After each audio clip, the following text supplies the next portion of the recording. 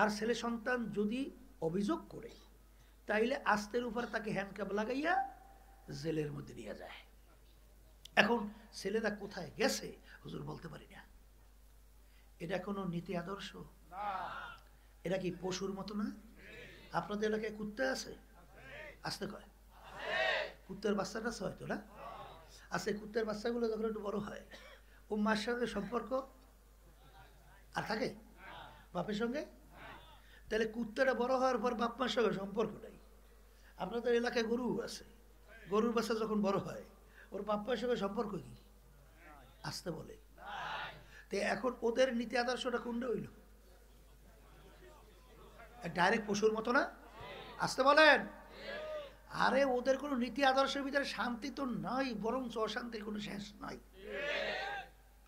ওরা বলে ওরা শান্তির প্রতীক, আসলে অশান্তির প্রতীক। তামাম দুনিয়ার ভিতরে ইতিহাস দেখবেন সবচেয়ে যে বেশি আত্মহত্যা হয় সেই দেশটার নাম হলো আমেরিকা। কথা বুঝলেন নাই? যদি শান্তিই পেত তাহলে আত্মহত্যা বেশি কেন? আত্মহত্যা কখন করে? যাদের ঈমান নাই। যখন অশান্তির চরম পর্যায়ে পৌঁছে যায় তখন আত্মহত্যা করে। তাহলে সেই দেশটার নাম কি? আমেরিকা। তাহলে খুব শান্তিতে আছে না? আসতে বলে। ওরা বৃদ্ধাশ্রম বানায়। আমাদের দেশে খড় সেরেন, খড় সেরেন তো ওই যে গরু ছাগল যদি ফসল খায় তখন নিয়ে সরকারিভাবে খড়ে আটকায়। আমি তো চেয়ারম্যান আছিলাম বলছে, আমিও খড় বরাদ্দ দিতাম, ইউনিয়ন পরিষদে খড় দিতাম। তো এই ঘরের ভিতরে পশু ছাগল আটকায়। তাই ওদের দেশে খড় বানাইছে, ওই খড় কিন্তু কোনো গরু ছাগল আটকায় না। বাপমা যখন বুড়া হয় তখন ওই বাপমাকে নিয়ে বোঝা মনে করে, তখন নিয়ে তাদেরকে ওই খড়ের ভিতরে ফেলাই রাখে। এটা মানুষের জীবন? আসতে বলে মানুষের জীবন? তাই এক শ্রেণী মুসলমান ওই জীবন নিজেদের ভিতরে বাস্তবায়নের জন্য পাগল হয়ে গেছে। আমাদেরকে এক পর্যায়ে বলে যে হুজুর এই দেশটারে খাইলু, মানে হুজুরের বাধা দেয় এটা করা যাবে না, ওইটা করা যাবে না, এই অনুযায়ী চলতে হবে। এখন হুজুর এই দেশটারে খাইছে, ও ল্যাংডা হইতে পারে না, কুত্তা ছাগলের মতো চলতে পারে না, এই হুজুররা বাধা দেয়, এই জন্য দেশটা হুজুররা খাইল। কত বড় জুলুমের কথা! দেশ চালাইলো প্রেসিডেন্ট থেকে এলাকার চৌকিদার পর্যন্ত খাজুরেরা। কারা চালাইলো? দেশ বলে খায় হুজুরেরা। এক জুলুমের কথা না? বলেন, দেশ আমরা চালাইলাম না, দেশ চালাইলেই তোরা, আর দেশ খাইলো হুজুরেরা। আর দেশ যে কারা খাইছে তা তো আমরা পেপার পত্রিকা খুললেই দেখি, শুধু খায় নাই, যোগাযোগ করে ফেলছে। এখন দেখেন না কি সুন্দর আমল নামা বেরিয়ে দিয়েছে। বুঝেন না এই কথাটা? দেশ বলে হুজুররা খায়। আসলে মূল ব্যাপারটা তো বুঝেন নাই। মূল ব্যাপারটা হলো এই, ওরা গরু ছাগলের মতো চলাফেরা করবে। ওই পাশ্চাত্য দেশগুলো প্রেসিডেন্ট থেকে শুরু করে এলাকার চৌকিদার পর্যন্ত কেউ দাবি করতে পারে না সন্তানটা আমার। সব জারজে ভরা।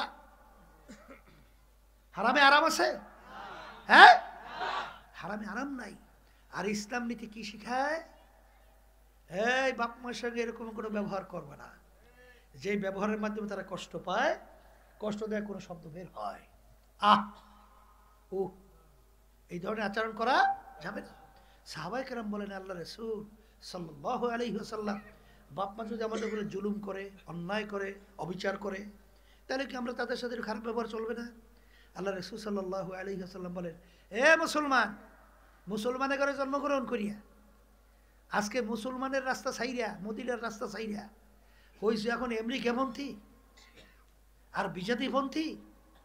হ্যাঁ, আল্লাহ রাসূল সাল্লাল্লাহু আলাইহি ওয়াসাল্লাম বলেন, ওয়া ইন যালামাকা ওয়া ইন যালামাকা ওয়া ইন যালামাকা, বাপ মা যদি তোমাদের উপরে জুলুমও করে,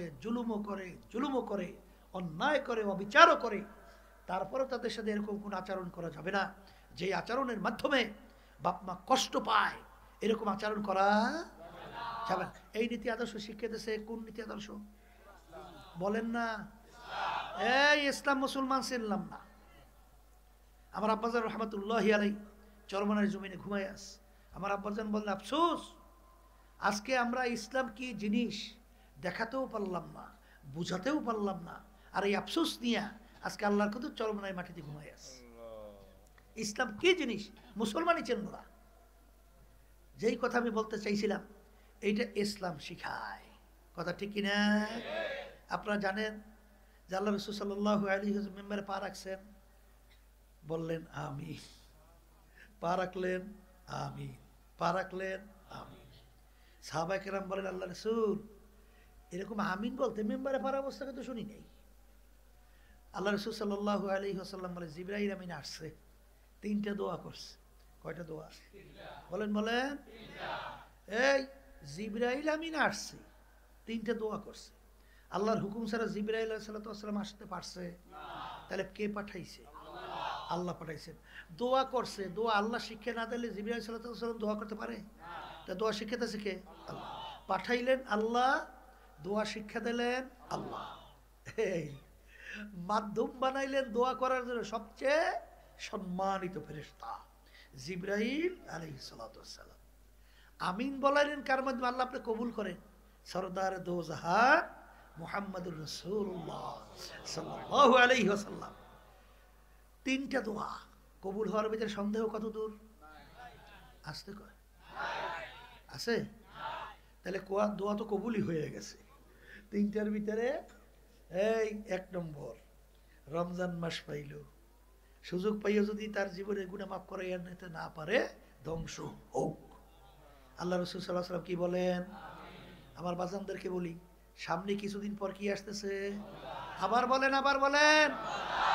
এই রমজান আসার পরে এক শ্রেণীর, বিশেষ করে ঢাকার মধ্যেও আছে, দিনে দুপুরে খাওয়া দাওয়া করে, আছে না নাই? এক কপাল পোড়া। রমজান মাসে রোজা আমি ফরজ করছি? কোন আলেম, কোন পীর, কোন মুফতি, কোন মুহাদ্দিস? না, কার হুকুম? আবার বলেন।